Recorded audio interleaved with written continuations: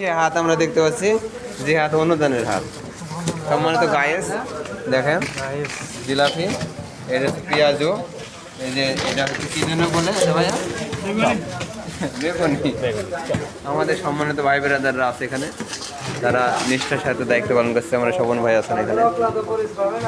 এখানে আমাদের হচ্ছে মারুফ ভাই আছে, এই যে মারুফ ভাই,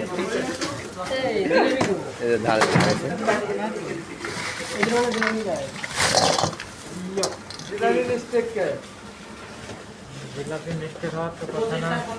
আরে রবি আমরা ইচ্ছা